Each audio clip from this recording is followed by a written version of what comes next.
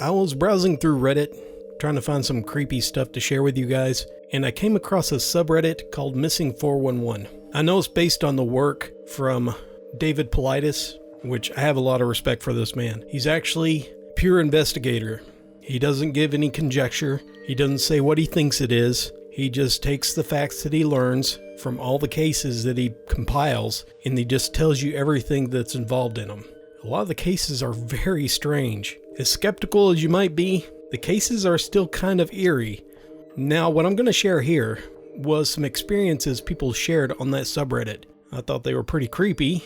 This has to do with people's experiences in the forest, either at their home, on forested property, or national parks. So I compiled 3 stories. So without further ado, let's go.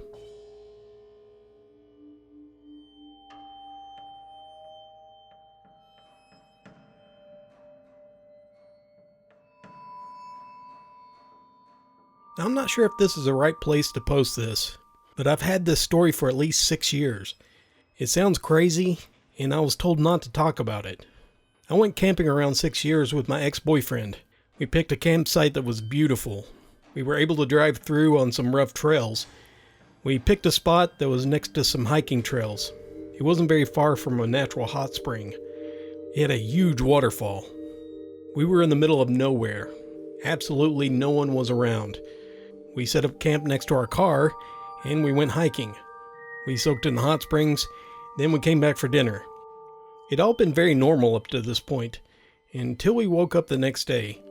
I need to give some context, so you can understand my confusion. Before we went to sleep, I put our food cooler and our stereo that we brought back in the car, and I locked the car up. I put the keys in the front pocket of a backpack. Then I put the backpack on the far end of the tent on the inside. So if you wanted to get to it while we were asleep, you had to step over both of us. I slept next to the backpack on the far end. And my boyfriend, he slept nearest the door, and he had his gun next to him. When we woke up, I felt fine. I had slept hard, and from inside the tent, everything seemed normal. When we got up to go out, our campsite was in absolute chaos. The fire pit that we made, it was ruined. The cooler, it had been thrown about, and food was scattered all over the place. The stereo was smashed to pieces, laying next to a tree. And all the doors of the car was opened, including the trunk. We stood there for a minute in silence, just taking it all in. The woods felt off now. It was quiet, and not the beautiful campsite that I saw yesterday. Everything about the woods felt wrong. My ex accused me of not locking the car, and that an animal got our stuff. I promise, I locked everything. I went to go grab the keys from my backpack, but they weren't there. I found them later on the ground next to the car. We quickly threw everything into the trunk and left. My boyfriend, he was quiet. He wouldn't talk to me. He finally spoke up when we almost got home, and he told me that he had a dream the night before, that something was kneeling over him, and it was holding his gun and just staring at him. When I tried to ask him more questions, he just got quiet again. He said he didn't want to talk about it, and that I shouldn't talk about it anymore either. I've tried to forget about it, but I just can't. Something really wrong happened to us in that woods that night.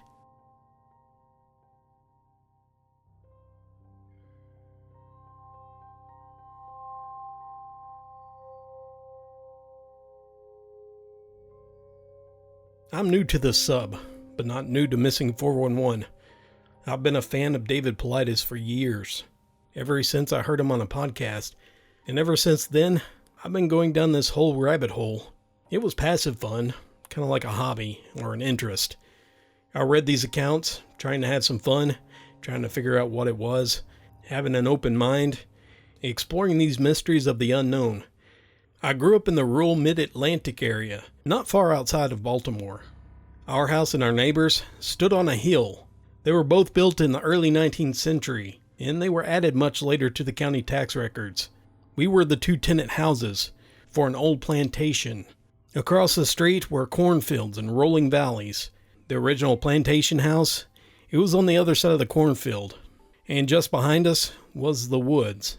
It was a relatively small patch of woods, about 10 to 15 acres surrounding the farm. There were two neighbors that told me stories about the wild men, or the forest folk, and that's their words. The wild men were somewhat like us in description, a bipedal mammal. They traveled through heavy fog days. They were larger than us, covered in hair, and had a distinct horrible odor about them. And they had an unnatural sounding howl. The fog and the odor were their two giveaways. They were dangerous, but they were also scared of us. The way that a black bear might be scared of us too. Although we don't have any black bears in our area. The largest predator we have is like a fox. They would say that the wild men would run away from them, usually with loud stomping big feet. Although the wild men were never referred to as Bigfoot. The forest folk, they were always talked about by another neighbor who was a sweet old lady and gardener. She spent more time outside enjoying nature. Her yard was a wonderland of flowers, trellises, and gardens. She told me that the forest folk were the spirits of the woods. Now, she was a devout Christian woman, but she left out offerings for the forest folk. She would show me what and where they were, so I'd leave them alone and not disturb them. It was a way of life for her. And she said they were mostly invisible, but if they wanted to, they could appear to us as animals, or sometimes as other shapes in the woods. Exactly like you would describe the predator. Human shape but see-through. If you ever saw forest folk as animals, you were in good graces. If you saw them as a shape moving through the woods, it's time to leave. She said it was alright to run just straight home. Most likely, I would. Because I would become overwhelmed with a sense of fear. And I would run far and fast. My whole life, I grew up in the woods. And it was my playground. There was a natural spring that fed a creek. There were fairy rings of mushrooms, hills and rocks. But nothing high or dangerous. Just a small hill and valley of open woods. The first thing I remember seeing of these forest folk, for lack of a better term, was when I was young. I was around 8 years old. It was a human shape, running through the woods at top speed. Running through the woods at the top of the hill. It was madly fast, obviously bipedal. Its frantic running, the sudden sounds of leaves and tree branches crunching, and the moving was terrifying. It wasn't running toward me, more like side to side, and it was only 100 feet away. It hit the edge of the woods, where the cornfield was, and the corn stalks were pushed aside as it disappeared from my vision. Then I ran. It happened so fast, I was so frozen in shock, I simply didn't move during the event. But the terror, the emotion, it was intense. That was the first time my backyard playground scared me. Then the dreams started. I would have regular dreams about these shapes, where the shape was at the edge of the woods, near our house. It would then solidify into either a human or animal. Sometimes there were groups of them, sometimes just one. They would guide me into the woods in my dreams, but they were pleasant and friendly. These were not nightmares, quite the opposite. When there were foggy mornings, my whole family would sometimes hear horrible howls from the woods. We all heard them. The dogs would get very attentive and stand guard. They weren't foxes, we know that sound. They were more of a bellow. I was talking to my younger sister a few days ago, and she told me that she totally forgot about it, almost like she wanted to forget. They unsettled us every time, and nothing like being told to go out in the fog and wait for the bus early in the morning. The farm kids on our bus, they always thought that our woods were haunted, because we would get fog, and they wouldn't, only a couple of miles away. Over the years, I would always venture into the woods, until my parents sold the house, and we moved after high school. There were times when I got scared. It has to be overwhelming. And the older I got, the more curious I became. I went from running out of the woods to slowly walking home with a sharp eye, calling out to the woods to show itself. Sometimes I would see a shape, and it would spike fear in me and I would book it. Sometimes I wouldn't see anything, which was actually worse. The fear would always disappear once I crossed the tree line. The last day before we moved, I stood at the tree line and I said goodbye. Why? Well, I was raised by the neighbors to talk to the woods and respect it. and I really enjoyed the woods. Saying goodbye, I saw a rabbit sprint to the wood's edge and just stared at me. I thanked the rabbit and looked up, and I saw a few shapes about 30 feet in. That was the last time I ever saw them, and I've never felt an ounce of fear there. I waved and smiled, hopped in my car, and we moved away.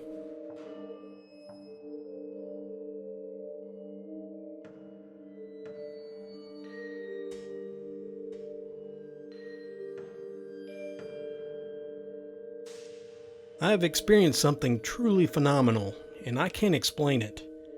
Something so earth-shattering to me, and reality-breaking, I'm still in shock. Just writing this, it actually gets my adrenaline pumping, even though it was a while ago. I went hiking at our national forest. My goal was to de-stress, and to simply enjoy nature. I brought along a knife, some freeze-dried food, and a tarp and a rope to construct a shelter. I arrived at the campground around 2 o'clock. Then I began to hike. It was deathly quiet. The only wildlife that I encountered was 2 deer, and that was at the beginning of the trail. As I was hiking, I noticed a large amount of quartz deposit. It was strewn about, enough to raise an eyebrow. I reached a valley clearing about a mile in, and it was between 2 streams, so I constructed a shelter in the center. Old campfires were littered about, so that told me that this was a good place to camp. So after finishing my tarp tent, I began to walk around, exploring the area. I hear thunder, and I decide to head back to my shelter. Here's where things start to get strange. I'm getting goosebumps just thinking about it. I lay on my stomach in the tent. The storm rolls in, and I feel a strange pressure change, like a low bass frequency and a temperature drop. Not that odd, considering I'm in a valley. However, I feel a sensation I've never felt before. I can feel the storm above me, in a way I can't fully describe. The best I can do to detail the feeling was that my consciousness was aware and expanded enough for me to feel the mass above me. I'm thinking, well, this is very weird. I didn't entertain the thought that it was paranormal. It was just strange. That's until I heard my first sound. It was a loud whoop. I guess a quarter of a mile away. My hair stood up all over. Then it began to pour rain. I mean hard. At this point, I have no earthly idea what it could have been. Maybe a very large animal that I'm unfamiliar with. Time passes, and I'm still laying in my tent. It's not quite dark, but it's still raining. So I have nothing to do but to scan the trees and listen. That's when I see the light. It's very small. It looked like a coin reflecting in the sun. Only there's no sun, and it was moving. It blinked on and off quickly, then quickly reappeared a few feet to the side. On, then off again. After that, I never saw it again. Soon after that, I started hearing some footsteps. They sounded bipedal. They didn't seem like a large animal, but I never saw what made them. It started in the same spot that I witnessed the light. I'm staring intensely at this spot, frozen in fear, clenching my knife and unable to move. It's silent until dusk. It's still raining. And then I hear the sound again. Whoop! Much closer and louder. It's on the other side of my shelter. Whatever made this noise was only 50 feet away. Night falls and my adrenaline is pumping. I lay on my back and it's so dark. It wouldn't matter if you had your eyes open or closed. There was no noise for a few hours. So I started to relax slightly. That's until I heard a babbling. Now I had set up in between 2 streams, so my rational brain was making me think that it was water, but it was not. If I had allowed myself to believe what I was hearing was some inhuman speech that was not far into the woods, and I was all alone, I would have panicked or blacked out because of fear. I hear this throughout the night, in 2 different places. It's soft, as if they're whispering to each other. It actually sounded like they were talking about me, not wanting to wake me up. I finally lose consciousness at one point, but wake up some point in the night, as I hear a small rock hit my tent. Nothing more of note happens, at least nothing that I'm aware of. So I get up that morning, and I get the hell out of there. When I got home, I began to research what the possible noises were. If they were a deer or a mountain lion, bear, raccoon, or squirrels.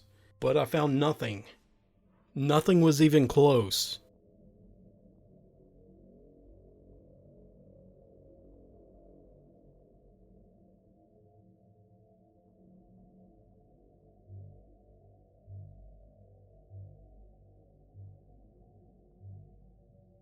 I'm a 17-year-old female, and I recently found this subreddit. I'm not new to Reddit, or anything paranormal or cryptic. I mostly joined because I grew up watching paranormal stuff, mainly because I was interested in this stuff. Not that I believe most of it. But after reading some of these experiences, I figured I should share mine. And I hope to get some advice, or some answers, as to what could be messing with me. I live in Florida. I've always been aware of many Native American cultures, even though I'm not of any of that heritage. I'm not sure if this is pertinent or not. So, I'll try to write down everything that I remembered. The first experience happened when I was very young, and I lived with my grandmother. Her and I were very close. I was wide awake in bed and unable to go to sleep. I was sleeping right next to her. There was no doubt in my mind that she was deeply asleep, and she was only a few inches away from me. Every television in the house was turned off. The only other person in the house was my grandfather, and he was asleep in his room. Then I very clearly and loudly, I hear my grandmother call me from the kitchen, almost how you would call someone for dinner. I just huddled closer to my grandmother and kept my eyes locked on the open door. I know it wasn't a mistake because it was so loud and clear. The second instance was when I was 13 or 14. My father took us and the family on a trip to Las Vegas. We visited part of the Grand Canyon, and we was waiting in line for the Skywalk Bridge. I wandered around the edge, and I decided to yell my name so that I could hear the echo. When I called my name and it came back, it sounded distorted. It sounded just like my grandmother was repeating my name. It might not have been. Nevertheless, just the fact that it was distorted enough to scare me, I wanted to mention it. I don't really put much weight into this experience, but I might as well throw it in there because it was weird. The next one happened when I was around 13 or 14 as well. It was one of the most terrifying things that happened to me, and every time I tell the story, I actually start to cry and to tear up. This is the closest I've ever been to whatever this is. And it proves my point that it mimics people I care about. I was on vacation with my family. We were in the Key West, and we rented a house. I invited my best friend to come with me.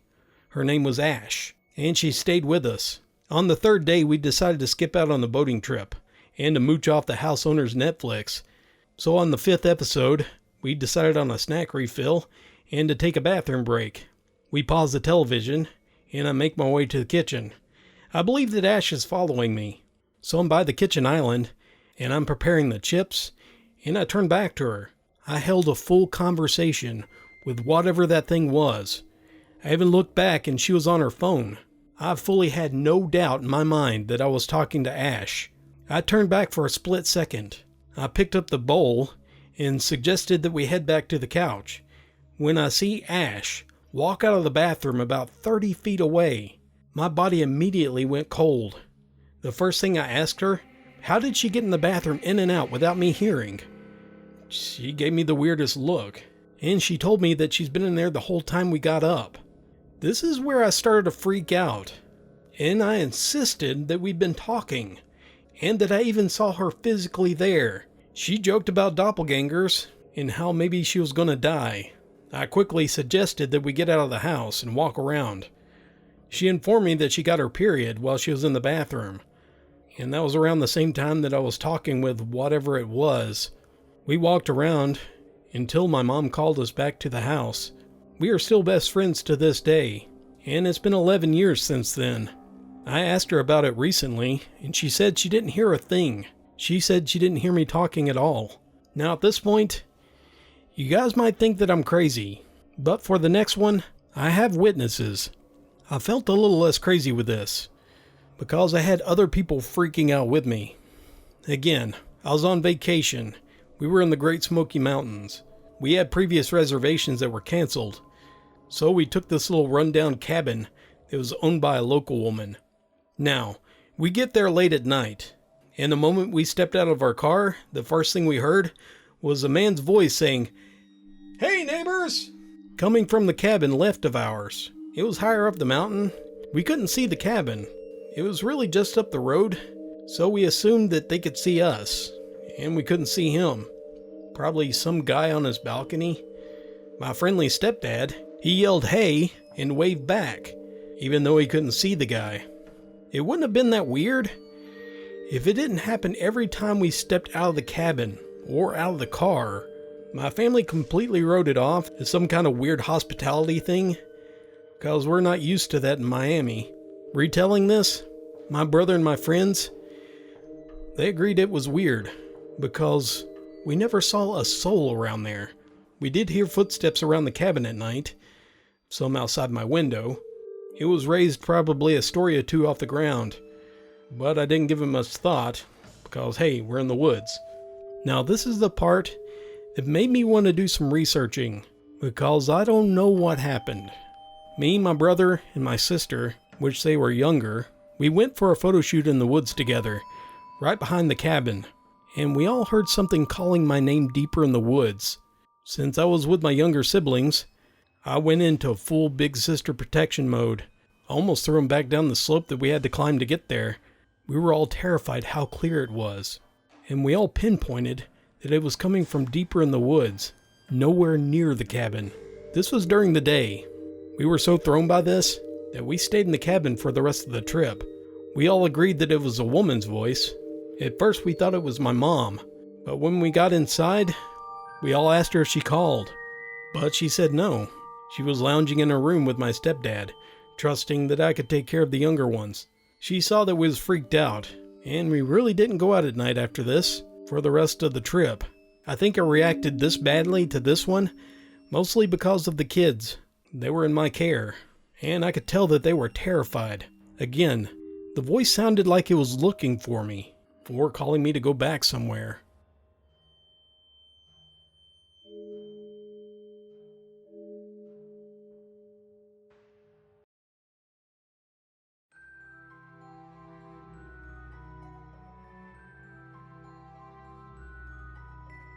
Thank you all for joining me.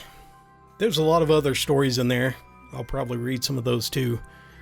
And if I'm able to, when I can afford it, I'll probably get a missing 411 book and read some of the cases so you can see how weird they are.